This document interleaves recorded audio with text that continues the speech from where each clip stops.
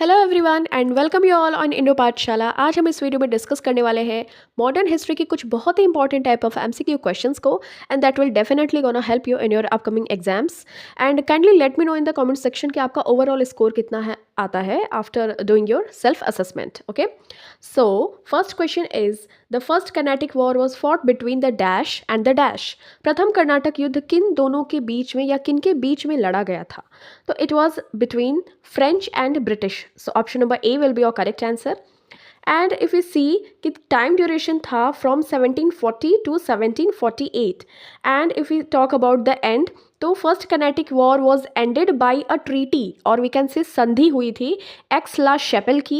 X la शेपेल treaty की वजह से the first Carnatic war was ended in 1748 because एक वॉर चल रहा था कहाँ पे? इन ऑस्ट्रिया में चल रहा था, वॉर ऑफ सक्सेशन। तो Austria not Australia. Okay, Austria the capital of Austria is Vienna. तो वहाँ पे वॉर ऑफ सक्सेशन मतलब कि उत्तराधिकारी का युद्ध चल रहा था। तो इसको to come up with a conclusion, to conclude it, तो एक्स ला सेपल की ट्रीटी होती है या संधि होती है to end the first Carnatic war in 1748। Okay, तो आपको ये ध्यान में रखना है, you have to keep remember this point. Austria का वॉर ऑफ सक्सेशन चल रहा था, इसको एक कंक्लूजन पर लाने के लिए treaty of Aix la Chapelle होती है to end the first Carnatic war in 1748। Okay, next देखिए फॉट बिटवीन, तो यहाँ पे देखिए फॉट किसके बीच में लड़ी जाती है? तो English and the French forces. तो from the side of English और वी कैन से ब्रिटिश, तो कौन था? Major Stringer Lawrence. And from the side of French forces तो Joseph Francisco Dupleix was from the side of French. तो वो French governor general was Joseph Francisco Dupleix. And if you talk about the nawab of the Carnatic तो Anwaruddin Khan. Okay, तो इन सारे लोग जो involve थे in the battle of, or we can say in the war of first Carnatic war. Okay, next is on which river bank the battle of Saint Thome was fought between the French and Mahfuz Khan. Mahfuz Khan was commander of Anwaruddin, the Nawab of the Carnatic. तो ये कौन सी नदी के तट पर लड़ा गया था सेंट टॉमे का युद्ध, सेंट थॉम का युद्ध? तो ये लड़ा गया था अड्यार नदी के तट पे। Okay, option number B will be your correct answer. तो देखिए ये जो फर्स्ट कर्नाटिक वॉर है इसको ही रिमेंबर किया जाता है for the battle of saint Thome in Madras. Okay, और ये जो सेंट थोमे का युद्ध हुआ था between the French forces and the forces of Anwaruddin the nawab of the Karnataka.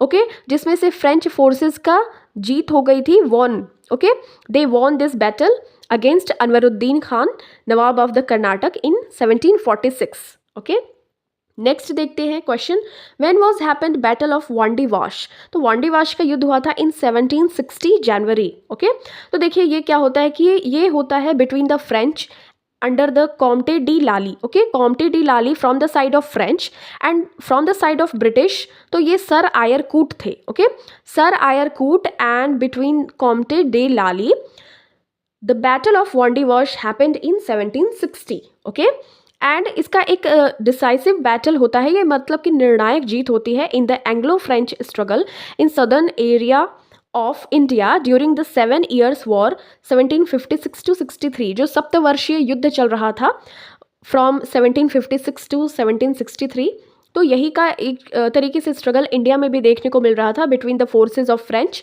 And the forces of British. तो ये जो हुआ था युद्ध या फिर वॉर कह सकते हैं, तो ये Comte de Lali and sir Eyre Coote के अगेंस्ट में हुआ था from the side of British and the French forces. Okay, next is देखिए इसको हम कंक्लूड करते हैं कर्नाटिक वॉर को तीन, ये total 3 Carnatic war were happened. तो देखिए Carnatic first Carnatic war was from 1740 to 48, ये between French and the British forces. Okay, second Carnatic War was from 1749 to 1754 and Robert Clive and the combined forces of the Mughal Empire and the Nawab of the Carnatic Anwaruddin Khan. Okay, तो ये यहाँ पे होता है इनके बीच में। Next, third Carnatic War was from 1758 to 1763 and during this war Vandy Wash War was also happened in 1760 between the forces of British and French. Okay, तो ये आपको ध्यान रखना है पूरी सारी चीज़ें, ठीक है। एक वॉर के बीच में हुआ था during the first Carnatic war और we can say war named saint Thome. Okay, तो चलिए नेक्स्ट देखते हैं, Lord Mayo's resolution of 1870 was related to which of the following? Lord Mayo का 1870 का संकल्प निम्नलिखित में से किससे संबंधित था? तो option number C will be your correct answer, local administration and decentralization of power and finances of central government and provinces. So Lord Mayo's resolution of 1870 was related with these 2 points. Okay, and if we talk about Lord Mayo, so Lord Mayo started first census, or we can say जनगणना in Hindi. So first census in 1872, but that was not a regular census, or we can say नियमित रूप से जो जनगणना census थी वो नहीं थी. Okay, and if we talk about कि रेगुलर सेंसस या नियमित जनगणना कब से शुरू हुई, तो this was started by Lord Ripon in 1881. Okay, तो ये आपको ध्यान रखना है. First census was happened at the time of Lord Mayo in 1872. He started this, but regular census by Lord Ripon, okay, started by Lord Ripon in 1881. Next, Lord Mayo has set up an agricultural department, and also Lord Mayo was killed by Sher Ali Afridi. Okay, Sher Ali Afridi was from Afghanistan, or we can say Sher Ali Afghan or Afridi. Next is, which of the following union territory of India was occupied by Japan during World War II? तो World War II के time पे कौन सी union territory को occupy कर लिया गया था by Japan? तो ये अंडमान एंड निकोबार आइलैंड्स ये ऑक्यूपाई कर लिए गए थे by Japan during world war second.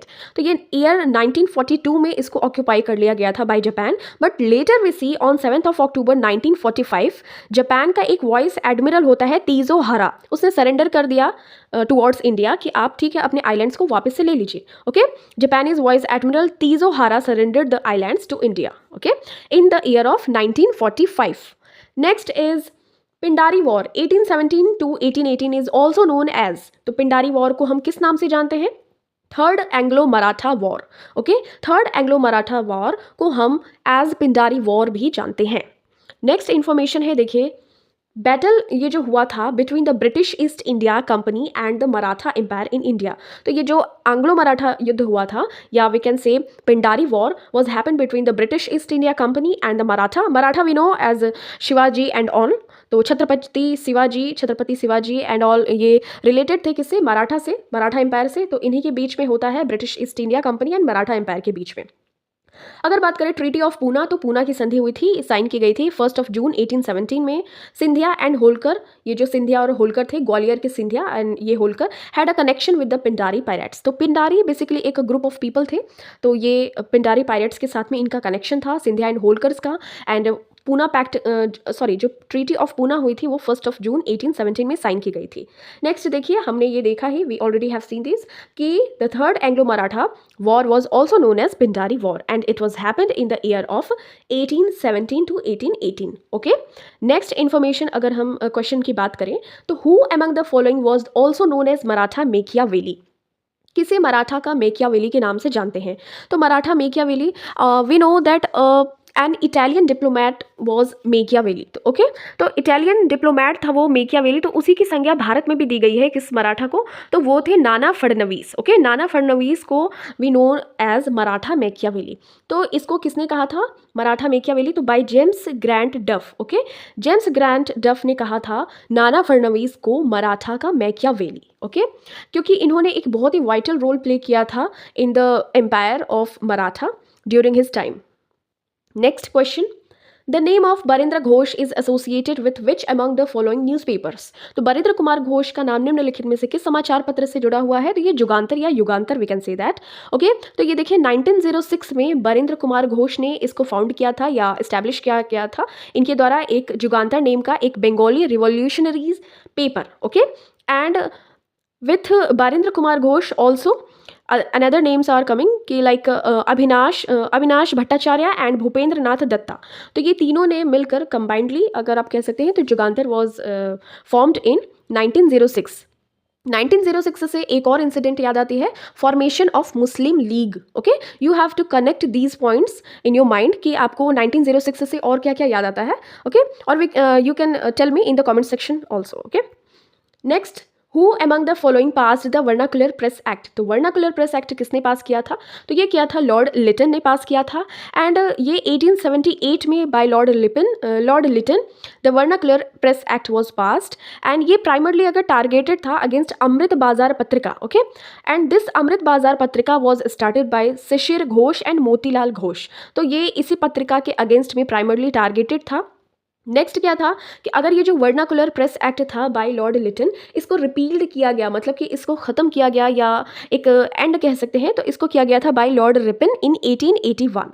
Okay, तो 1878 में वर्नाकुलर प्रेस एक्ट को पास किया गया था, but later we see at the time of Lord Ripon this act was repealed in 1881 by Lord Ripon. Okay, next is Swaraj Party was outcome of which among the following incidents. तो Swaraj party निम्नलिखित में से किस घटना का परिणाम थी? तो ये थी चौरी चौरा घटना की। Chauri Chaura incident was happened in 1922। Okay, कब हुई थी? 1922 में हुई थी। कहाँ पे हुई थी? In Uttar Pradesh. Okay, UP. Okay, तो यहाँ पे आपको ध्यान रखना है। और यहाँ पे इंफॉर्मेशन देखते हैं।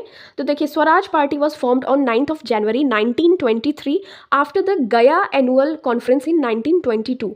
गया place it is in Bihar. Okay, तो ये गया नाम का प्लेस जो है वो बिहार में होता है। तो वहाँ पे एनुअल कॉन्फ्रेंस होती है, जो वार्षिक सभा होती है 1922 में। तो वहाँ पे से ये डिसाइड किया गया कि क्या होता है कि स्वराज पार्टी का हम क्या करेंगे? फॉर्मेशन करेंगे।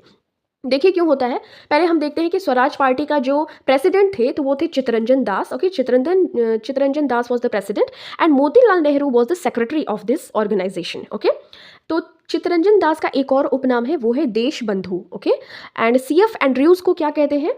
तो ये आपको कमेंट सेक्शन में आंसर करना है। ओके, नेक्स्ट देखिए, the organisation was formed in opposition with Gandhi ji's suspension of non cooperation. Okay, देखिए 1920 में non cooperation movement was started by Gandhi ji. असहयोग आंदोलन को 1920 में शुरू किया गया था by Gandhi ji, but later we see in 1922 Gandhi ji ने क्या कर दिया? सस्पेंड कर दिया this movement. Which movement? Non cooperation movement को सस्पेंड कर दिया गया by Gandhi ji in 1922 after the Chauri Chaura incident. Chauri Chaura incident में क्या होता है कि एक पूरा थाना होता है, पुलिस का थाना होता है, तो वहाँ पे जो गुस्से वाली भीड़ होती है वो वहाँ पे फायर ऑन कर देती है, मतलब कि पूरा आग लगा देती है। तो इस मतलब कि नॉन वायलेंस से Gandhi ji was very upset, तो वो बहुत ज़्यादा दुखी थे। दैट्स वाई इन्होंने गांधी जी ने नॉन कोऑपरेशन मूवमेंट को सस्पेंड कर दिया। Okay, then Motilal Nehru and Chittaranjan Das ने फॉर्म किया on 9th of January 1923 Swaraj party को। ओके, नेक्स्ट देखिए, Lord Wavell was the viceroy of India at which of the following events. तो लॉर्ड वेवेल कब थे? कौन से टाइम पे भारत के वॉइस रॉय थे? तो ये थे कैबिनेट मिशन प्लान जब आया था उस टाइम पे लॉर्ड वेवेल वॉइस रॉय थे। ओके, अब इंसिडेंट्स हैपन थी, मतलब कि कौन कौन से incident were happen during the time of और viceroyship of Lord Wavell. तो लॉर्ड वेवेल के टाइम पे देखिए CR फॉर्मूला आया था, Chakravarti Rajagopalachari formula was discussed between Gandhi ji and Mohammad Ali Jinnah in 1944। Okay, and if we talk about की cabinet mission was also came during the time of Lord Wavell in 1946 and also we can say interim government, जो कि अंतरिम सरकार बनी थी, was formed on 2nd of September 1946 during the time of Lord Wavell. Okay, next अगर बात करें तो डायरेक्ट एक्शन डे, प्रत्यक्ष जो कार्यवाही दिवस है, वो भी डिक्लेयर की गई थी on the date of 16th of August 1946 during the viceroyship of Lord Wavell. And also On February 1947, Clement Attlee announced about the intention of the British to quit India by June 1948. But we see in 1947 August, okay, 15th of August 1947 में ही हमें independence मिल गई थी। But Clement Attlee has announced about the intention कि हम आपको by June 1948 तक India को वी विल फ्री। ओके, तो क्विट कर देंगे हम ब्रिटिश लोग, किसको? इंडिया को, कि अब ठीक है आप अपना बिल्कुल स्वतंत्र हो जाएंगे। नेक्स्ट देखिए, who among the following has written Bidrohi, the one of the most famous Bengali poem. तो देखिए, Bidrohi was written by Kazi Nazrul Islam. Okay, तो ये बिद्रोही एक फेमस बंगाली पोएम है, इसको काजी नजरुल इस्लाम के द्वारा 1921 में लिखा गया है और इसको लेटर वी सी कि इसको कलेक्ट किया गया था अग्निबीना टाइटल के नाम से। Okay, the first anthology of Nazrul's poem. Anthology क्या होती है कि एक ही टाइप के या एक ही सब्जेक्ट पे, या कह सकते हैं कि जो कोई पोएम्स लिखता हो, one who rights a poem on the base of particular one subject. Okay, तो ये होता है एंथोलॉजी। तो ये अग्निबीना नाम से लेटर वी सी 1922 में कलेक्ट किया गया था काजी नजरुल जी की पोएम्स को। नेक्स्ट देखिए question, first jute mill in India was established in which year? तो भारत में प्रथम जूट मिल की स्थापना हुई थी 1855 में, तो option number B will be your correct answer. And in the year देखिए 1855 में कैलकाटा में इसको इस्टेब्लिश किया गया था by George Auckland. Okay, George Auckland ने first jute mill in 1855 Calcutta में इसको इस्टेब्लिश किया था। नेक्स्ट देखिए, who among the following was the chairman of the railway inquiry committee which was set up in 1947? तो देखिए ये थे केसी नियोगी, और वी कैन से क्षितिज चंद्र नियोगी। तो ये देखिए ये सेटअप किया गया था chairman of the railway inquiry committee in 1947, और इसके जो कमेटी के चेयरमैन थे वो थे क्षितिज चंद्र नियोगी, और we can say K C Neogy in short form. And he also served as the chairman of the first finance commission of India. जो वित्त आयोग था, भारत का प्रथम वित्त आयोग को एक चेयरमैन के तौर पे, एक अध्यक्ष के तौर पे भी सर्व किया था, first chairman. Okay, first finance commission of India जो आया था उसके जो चेयरमैन बने थे वो थे K C Neogy. Okay, Kshitij Chandra Neogy. Next question, who among the following said India for the Indians? तो ये कहा था स्वामी दयानंद सरस्वती ने। Okay, and also his slogan was वेदों की ओर लौटो। एंड इन्होंने एक जो सभा की स्थापना की थी, इस्टेब्लिश किया था इन्होंने एक सभा जो की थी आर्य सभा। Okay, what Arya Sabha was established by him in 1875 and the headquarter is in Bombay। Headquarter जो उस टाइम पे था बॉम्बे में था। और देखिए दयानंद सरस्वती ने कहा था India for the Indians, and एक बुक थी the book India for the Indians and for England, तो ये रिटन किया गया था या लिखा गया था बाय विलियम डिग्बी। ओके, तो this book was written by William Digby and the statement India for the Indians was given by Swami Dayanand Saraswati. Okay, the founder of Arya Sabha. Next देखिए, treaty of Sugauli was concluded in which of the following years? तो सुगौली की संधि कब हुई थी? ये हुई थी 1816 में। क्या हुआ था इसमें कि देखिए ये 1816 में हुई थी, इसको कंक्लूड किया गया था between British India and the kingdom of Nepal. तो ये जो ट्रीटी ऑफ सुगौली हुई थी ना, ये जो गंडक को डिफाइन किया गया था as the international boundary between India and the country of Nepal. Okay, India और नेपाल के बीच में गंडक को as the international boundary declare किया गया था। जैसे Radcliffe is the line or we can say boundary between India and Pakistan. Okay, McMahon is the line between India and China, as well as Gandak is the line or we can say boundary, international boundary between India and Nepal. Okay, और ये जो treaty हुई थी सुगौली की treaty इन 1816, British ने कुमाऊं और large part of Garhwal को भी एनेक्स किया था। Okay, next question, Tranquebar, which was established as first Danish trading post in India, is located in which current state of India? तो ये देखिए तमिलनाडु में है Tranquebar, तो option number B will be your correct answer. And informations are it was established as the first Danish trading post, okay, on 19th of November 1620। Danish admiral थे ओवे जेडे। Okay, I guess जेडे इसको पढ़ेंगे, ओवे जेडे। Okay, तो ये Danish admiral थे और इन्होंने फर्स्ट इंडिया जो Danish expedition of Danish East India company का था इसको परचेज किया था with home, with Raghunath Nayak, और एक फोर्ट को भी बनाया था, built a fort also which was known as fort Dansborg. Okay, Dansborg का फोर्ट। ओके, नेक्स्ट इन्फॉर्मेशन और वैकेंसी क्वेश्चन। ओके, तो establishment of Forward Bloc, Forward Bloc की स्थापना कब हुई थी? तो ये 1939 में हुई थी। ओके, और ऑप्शन नंबर ए विल भी आपका करेक्ट आंसर हो जाएगा। देखिए 1938 में एक हरिपुरा सेशन हुआ था, एंड इसकी जो हरिपुरा सेशन जो कि इंडियन नेशनल कांग्रेस या भारतीय राष्ट्रीय कांग्रेस का जो सेशन हुआ था हरिपुरा का 1938 में, तो उसके प्रेसिडेंट थे सुभाष चंद्र बोस। ओके, और 1939 में त्रिपुरी का सेशन हुआ था इंडियन नेशनल कांग्रेस का। तो देखिए सुभाष चंद्र बोस भी खड़े हुए थे, and from the side of Gandhi ji Pattabhi Sitaramayya भी खड़े हुए थे। तो देखने में जब वोटिंग हुई तो 1939 में देखा गया कि सुभाष चंद्र बोस बहुत ज़्यादा वोट्स उनको मिल गए थे, एंड सुभाष चंद्र बोस लग रहा था कि वो जीत जाएंगे। ओके, उनको मतलब कि वोट्स उनके ज़्यादा काउंट करने में आ रहे थे। तो पट्टाभी सीतारमैया जो कि from the side of Gandhi ji थे, तो उनको बुरा लग रहा था गांधी जी को कि मेरा जो खड़ा किया हुआ पर्सन है वो कैसे हार रहा है। ओके, तो इस वजह से क्या होता है कि सुभाष चंद्र बोस ये सारी चीज़ें देखते हैं तो वो आईएनसी से उस टाइम पे प्रेसिडेंटशिप छोड़ देते हैं। ओके, तो उस टाइम पे कहते हैं कि त्रिपुरी का जो सेशन हुआ था फिर उसकी at the end Rajendra Prasad ने उसकी प्रेसिडेंटशिप निभाई थी। ओके, पट्टाभी सीतारमैया और सुभाष चंद्र बोस ने, इन दोनों लोगों ने मतलब कि कह दिया था कि we will not do this kind of presidentship. Okay, तो देखिए फिर आता है नेक्स्ट 1940 में अगस्त प्रपोजल भी आता है। ओके, तो ये आपको ध्यान रखना है। नेक्स्ट देखिए, Now this question is for you. You have to give me the correct answer of this question in comment section. Who first came to India for trading purposes? व्यापारिक उद्देश्यों के लिए भारत में सबसे पहले कौन आया था? वॉचिंग दिस, मिलते हैं आपसे नेक्स्ट वीडियो में. Till then take care and अपना खूब सारा ध्यान रखिए.